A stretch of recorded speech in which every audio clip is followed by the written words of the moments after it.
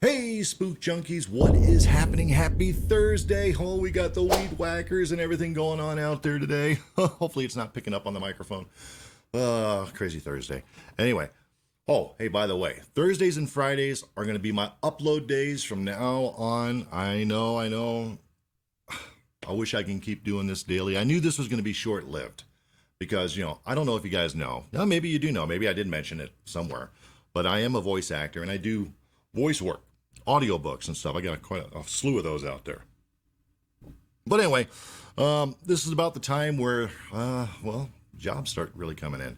And anyway, I need to be able to dedicate my... Oh, there's an RV walking going. Man, that's a huge RV. But anyway, sorry, I got sidetracked. See, it's like that dog and the squirrel. Dog, squirrel! But anyway, so Thursdays and Fridays are going to be my upload days because I have through the rest of the week I really need to focus on my marketing and everything else, and answer emails that come in when they come in for jobs and stuff like that, and it's my bread and butter when they come in.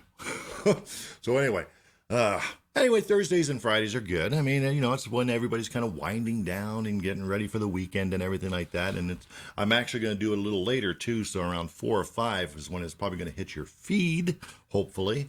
And, that's when everybody can actually sit down and relax and actually enjoy the video or watch the video. Elmo. I think Elmo's been playing with the Ouija board a little too much.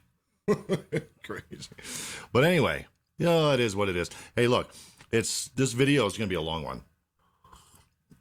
25 minutes long. Oh my gosh, probably 2 hours by the time I get done talking. No, I'm only kidding. It's not going to be 2 hours long.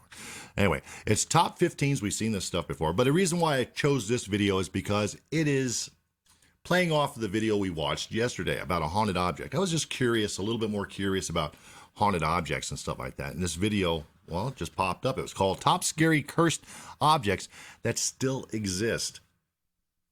Hey, the thing is, though, this thing was uploaded in 2016. I'm surprised it was in my feed. But, September 14th, 2016. So anyway, without further ado, let's get this party started. Number 15. Elmo Goes Insane. Kill James. That's what a talking Elmo doll began to say at random one day in Lithia, Florida. I thought I heard about this on the news. The mother was changing the batteries for her toddler's toy when she noticed that it was saying her son's name and instructing him to die. The Elmo Knows Your Name doll is supposed to plug into the computer, learn your child's name, and say hi. Oh man, look at that. It is definitely not supposed to learn the urge to kill. Gotta be photoshopped. Fisher-Price manufactures the dolls, and they can offer no explanation as to why this one Elmo doll is bent on wanting to kill James. Kill James? Kill James? What the? They asked the family to return the doll so that it can be studied and better understood. By this point, young James had begun to repeat the phrase himself. Number 14. That is insane. Oh my gosh. Man, I remember when Elmo, there was a big fad going on, man. You couldn't find one of them dolls if your life depended on it during the Christmas time. Oh my gosh. I would have been incinerating that thing. Apologizing to Australia. Ayers Rock is a famous natural landmark in Australia that brings in 250,000 visitors from across the world each year. It is also home to the native Aboriginal population, otherwise known as Bushmen. Unfortunately, a lot of people want to disrespect the sacred site by taking a piece of rock back home with them. And when I say unfortunately, I mean for the tourists and not for the local tribes. That's because every year, hundreds of apologetic tourists mail their stolen rock fragments back to Australia. Oh, this sounds familiar. As their letters show, a large portion of them say they have been cursed with bad luck ever since they brought the souvenir back. There's also an island, or Hawaii. There's some place in Hawaii where tourists were doing exactly the same thing, taking some rock from some Hawaiian mountain. I don't know what it was, but they took a rock from it. And supposedly, well, bad luck followed them. And they did the same thing. They mailed it back. And supposedly they were okay after that. Complaints of family deaths, A divorces, and illnesses are the top 3 common side effects of removing the rock from their natural habitat.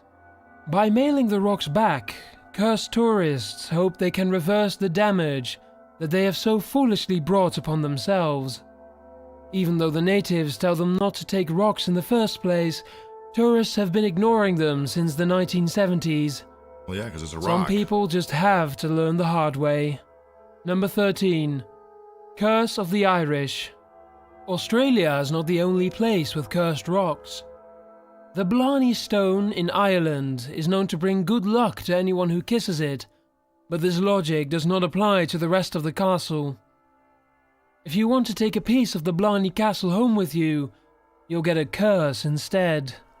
Much like Ayers Rock, regretful tourists often mail their stolen stone fragments back to Ireland, with letters of apology explaining how they have been cursed. One of these people is Linda Kelly from South Carolina. She explains that she bought a rock from Blarney Castle at a yard sale for $1. Its previous owner was a priest who had died alone and in misery. When she took the rock home, her life changed immediately, and not for the better. First, Kelly felt extremely depressed for no explainable reason at all. She also had employment problems right away, even though she was usually excellent at her job.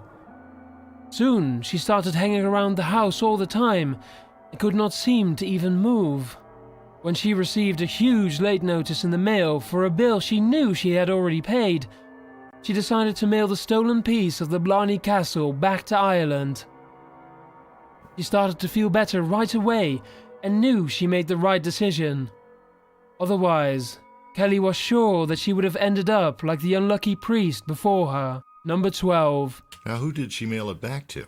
That's my question. The person that he bought the stone from? I don't know. So, yeah, don't take any rocks from foreign countries that... The worst phone number in the world. Historical sites. While this one is technically not a physical object, it is still cursed and brings bad luck to all those who come across it. I'm talking about a mobile phone number that is so dangerous, nobody in the world will accept it. That's because every single person who has been given this phone number, 0888 888 888, has died. Really? Vladimir Grashnov was the first to go in 2001. This CEO of a Bulgarian company called Mobitel died of cancer when he was only 48. Hold on a second, I want to try that number. Are you crazy? No freaking way, I don't care. Oh my gosh. No, there's no way. Not that I believe it, but hey, I'm not gonna take any Next chances. was a Bulgarian crime mafia boss named Konstantin Dimitrov. He was given the cursed number and was killed by a hitman at a restaurant soon after. A cocaine drug lord named Konstantin Dishlev. Wait a second. I'm sorry. I know this is a long video, but I gotta rewind that for a second. Where did it go? Right there. Oh, right there. Okay, I want to hear who this guy was. 888 has died. Vladimir Grashnov was the first to go in 2001. This CEO of a Bulgarian company called Mobitel died of cancer when he was only 48. Okay. Next was a Bulgarian crime mafia boss named Konstantin Dimitrov. He was given the cursed number and was killed by a hitman at a restaurant soon after. Okay. Mafia boss. Killed by a hitman. Who could have saw that coming? A cocaine drug lord named Konstantin Dishlev got the number next. He was shot outside of a restaurant immediately after. Police suspended the number for a bit to investigate, but the Bulgarian phone company decided to pull the number for good. It's out of service for everyone's safety. Number 11. Cursed in China. In 1974, a team of 7 peasant farmers came across a priceless discovery in their small village of Yang. As they were working the earth, one of them spotted a tiny head sticking out of the ground. Look at that. They could tell the object was extremely old and were afraid to touch it at first, but one of them wanted cigarette money, so he broke a piece of it off to take back to town. That is where their problems began. The farmers told others about what they had found, and soon archaeologists came from all over to dig the relics out. In total, over 8,000 miniature figures were recovered. These figures were made out of a clay-like substance called terracotta. This was a complete replica of the ancient Chinese army, and these figurines had been buried with the first emperor of China to protect him in the afterlife. They were more than 2,000 years old and extremely valuable, but also quite cursed. The 7 peasants who found the terracotta army suffered horribly. Instead of making any money, their farmland was taken from them by the government, and their homes were destroyed to make room for government gift shops and museum exhibits. Some of the peasants died at an early age, and the rest of them now sign books in the museum for next to no pay. Almost all of their village believes that this is payback for disturbing the great emperor's cursed army. Number 10. Oh, wait a minute. Now that terracotta army. Now, from what I heard about this thing is that, well, that really sucks about that poor farmer. But supposedly every one of those soldiers is unique and different. Now, I thought I saw a couple that actually looked, or 2 or 3 of them that actually looked almost exactly the same. But from what I heard, they all are different. So that's kind of crazy. Robert's in the attic. If you have ever watched Chucky from the Child's Play movies, then you should know about the actual doll that inspired him. This doll is named Robert, and instead of wearing overall suspenders and having long red hair, this doll sports a creepy sailor suit, black eyes, and holes all over his face. The doll's original owner was a young boy who was also named Robert, but went by the name of Gene instead, because Eugene was his middle name. We've seen this doll. It's a famous Many doll. people believe that the sailor suit Robert wears is a real one that Gene himself used to wear. Gene loved the doll so much that he absolutely refused to part with it, even after becoming an adult. Instead, the doll went with him everywhere until he died in 1974. A woman named Myrtle Reuter soon bought the property and found Robert the doll still inside. Her 10-year-old daughter remembers that the doll was alive, and she believes to this day that he constantly plotted to kill her. She and other visitors recall hearing footsteps in the attic where Robert stayed. He would also move to different areas of the house on his own. In 1994, Myrtle decided she had enough and donated Robert to a museum. You can view him in Key West, Florida, for yourself, if you ever feel like you need a new friend. No thank you. Number 9. King Tut hates your pets. King Tut was an Egyptian ruler who died at the age of 19.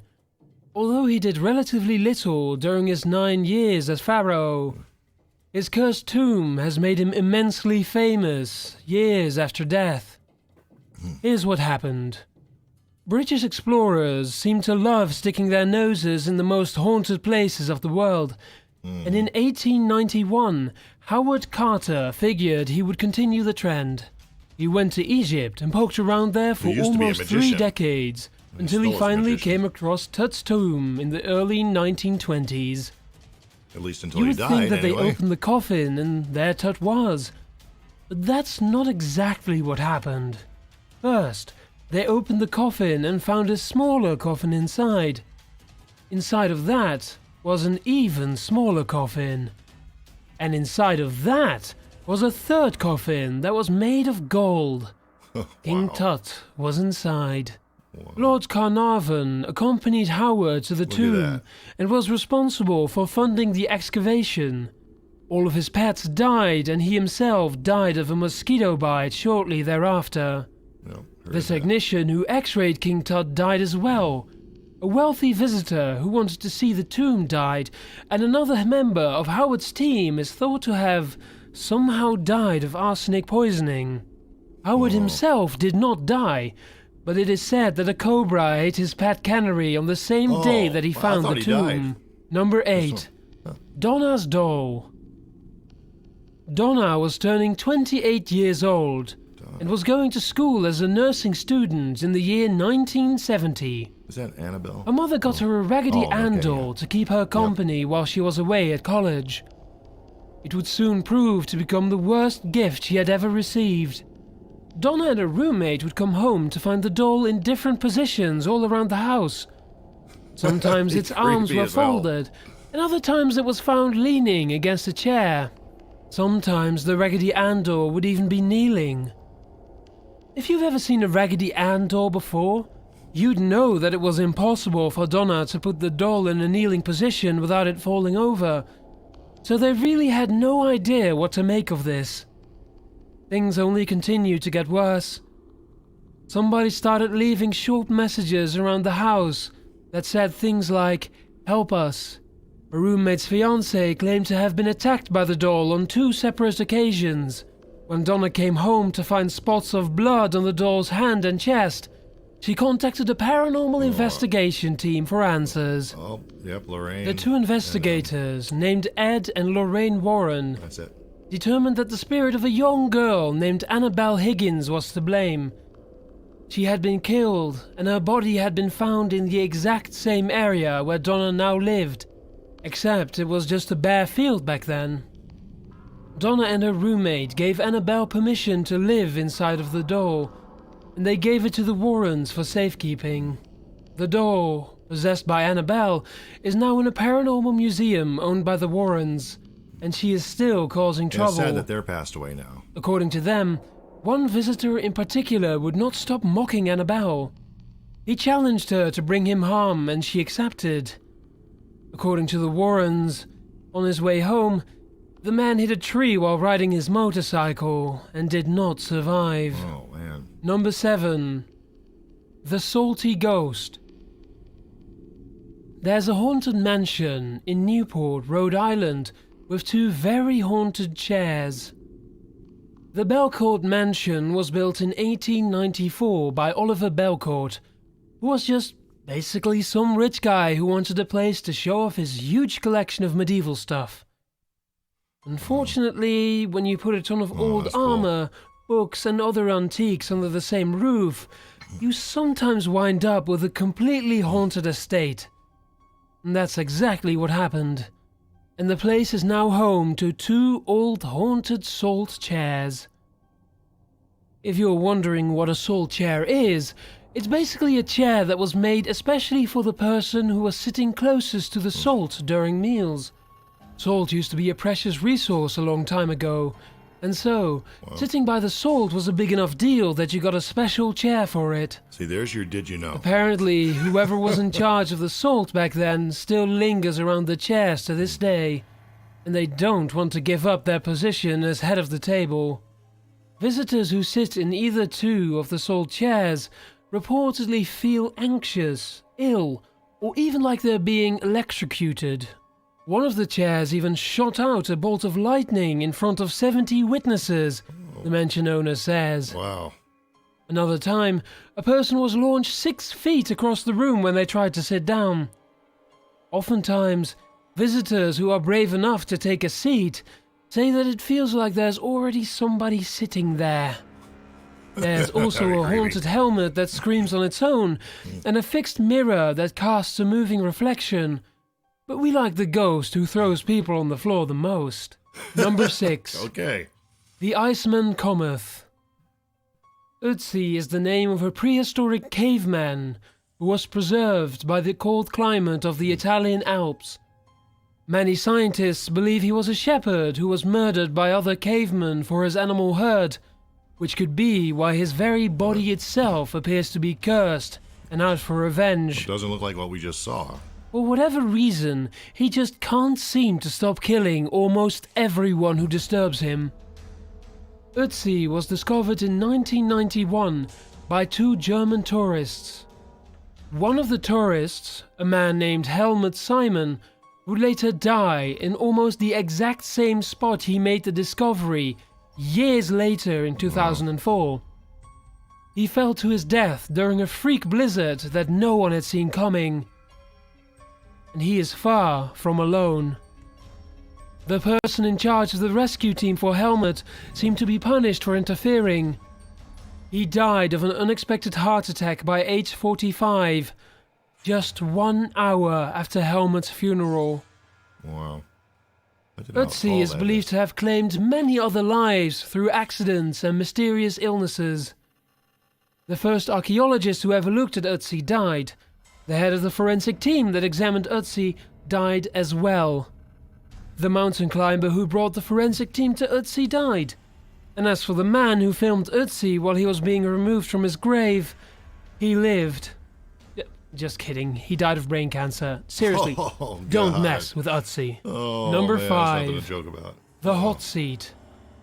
Daniel Orty was a 17th century English crook who liked to make counterfeit coins for a dishonest living. His illegal operation was going well until his partner in crime, a man by the name of Thomas Busby, fell in love with his beautiful daughter, Elizabeth. This caused a rift to form between the two men, and in 1702, Thomas beat Daniel to death with the very same hammer that Daniel used to forge fake coins. Thomas was sentenced to death for his crime. On his way to be hung, he asked to stop at the local pub for a drink. While sitting in his favorite chair, Thomas announces that this seat is officially cursed, and anyone who sits in it from this day forward will die most unpleasantly.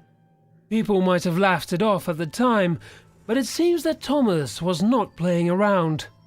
Local townsfolk say that Thomas's curse has claimed the lives of 63 people since then, but only a small portion of them have been officially documented. In 1967, 2 pilots from the Royal Air Force each sat in the chair. They both died in a fatal car crash that same night. Years later, a brave Mason decided to tempt fate and take a seat, and he too fell to his death that very afternoon. Other instances include a roofer who had a roof collapse from under him, a cleaning lady who soon died of a mysterious brain tumor, and a delivery man who died in a car crash just within 1 hour of sitting in the cursed chair. The chair is now suspended high up on a wall in a museum, just so nobody sits on Thomas's favorite chair and activates Thomas's favorite curse. Not good Number enough. 4, Get rid of that thing. the little bastard. James Dean was a 1950s actor who was basically seen by many as the coolest person on earth at the time. Died so young. His favorite car, however, is almost equally as famous as he was, but for completely different reasons. James Dean's souped up Porsche 5050 Spider was nicknamed Little Bastard because it looked like one mean car on the road. But even when it was off the road, it was still in trouble. When James Dean had the car in the shop to get it upgraded, for example, the car jumped off the trailer and broke the mechanic's leg. One day, Alec Guinness, who is the same guy that played Obi-Wan in the Star Wars movies, was hanging out with James Dean. He told Dean that he would be dead in that car within a week. And sure enough, Dean wrecked 7 days later in a fatal accident. Wow, that's crazy. But his car wasn't through with humanity yet. The same mechanic who had his leg crushed later sold some of the parts from James Dean's car. Look at that. He sold the engine and drivetrain to 2 race car drivers. And they each had 2 separate accidents in the same race. One overturned their vehicle and seriously injured himself. The other hit a tree and died. Both of Little Bastard's tires were sold too, and they both blew out at the exact same time, nearly costing the driver their life. Then, thieves broke into the mechanic's garage one day to try and steal car parts. When they came across Dean's car, they both seriously injured themselves. One managed to rip their arm wide open. Number 3. Wow. No hope for you. The Hope Diamond is a huge 44-carat gemstone that was found in a 17th century mineshaft in India. According to the legend, it was stolen from a group of priests who went on to put a curse on it to get their revenge. Ever since then, anyone who possesses the diamond, from historic figures of royalty to simple mailmen, have experienced great misfortune. King Louis XIV bought the gemstone and soon died of gangrene. All of his biological children also died except for one. One of his assistants wore the Hope Diamond for a special event. A little while later, this assistant was exiled from the country. Louis XVI was given the Hope Diamond and he supposedly let his wife wear it. She was the Queen of France, Marie Antoinette, who would later have her head chopped off during the French Revolution. The list of people who died or were injured while owning the Hope Diamond goes on and on. A Dutch jeweler was killed by his son. A Greek dealer drove off a cliff and killed himself and his entire family. A rich woman had her entire family die off one by one, and even the poor delivery man wasn't spared. In 1958, James Todd dropped the Hope Diamond off at the Smithsonian Museum. By 1959, he had gotten into 2 different car accidents. One crushed his leg, and the other gave him a head injury. His wife died, his dog died, and half his house burned down. Number 2. India's Dark Secret. The Hope Diamond is not the only cursed gem from India.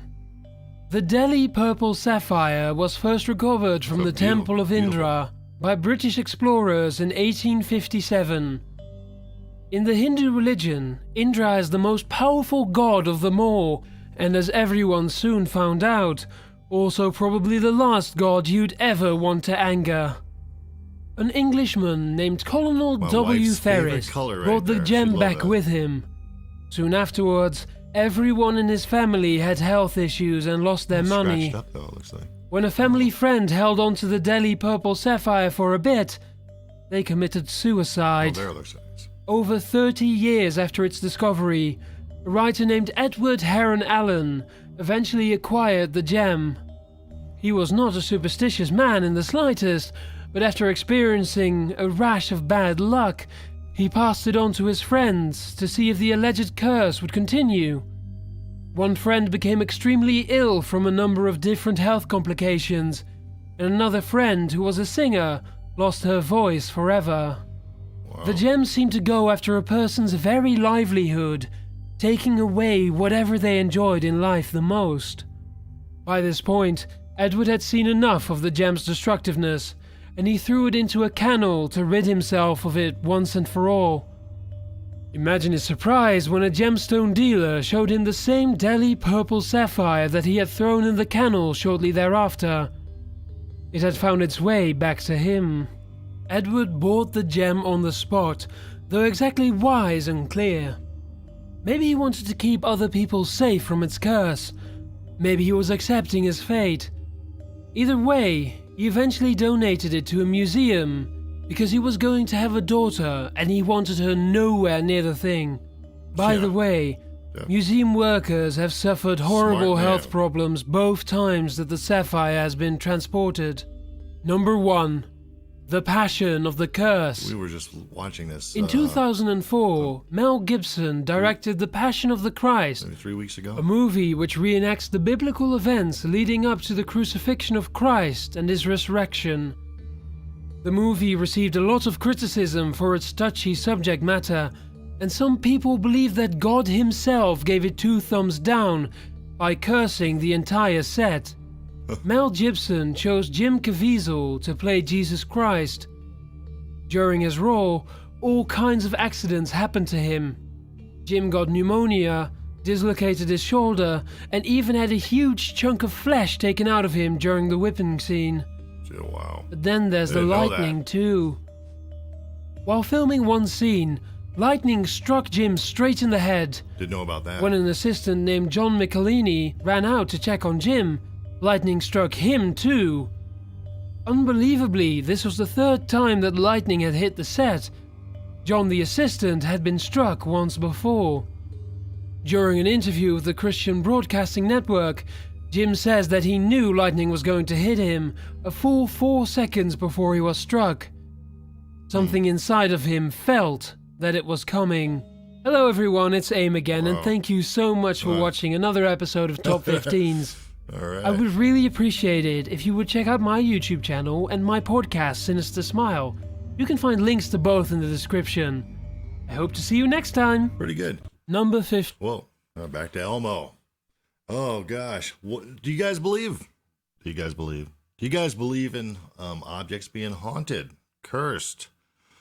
I tell you, after watching this, I don't know.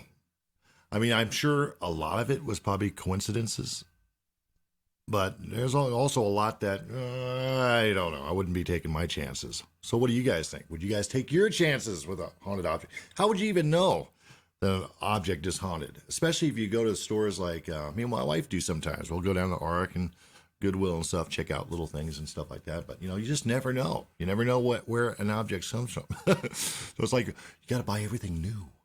I don't know. So anyway, let me know what you guys think. Do you believe in curses? If you do, hey, leave a comment, please. Anyway, so that's going to be it because this video was already long. And remember, now, I'm not going to be uploading until Thursday and Friday. Okay? You know, it is what it is. What can I do, right? What can we do? But anyway, that's going to be it for today. And as always, love you guys. God bless.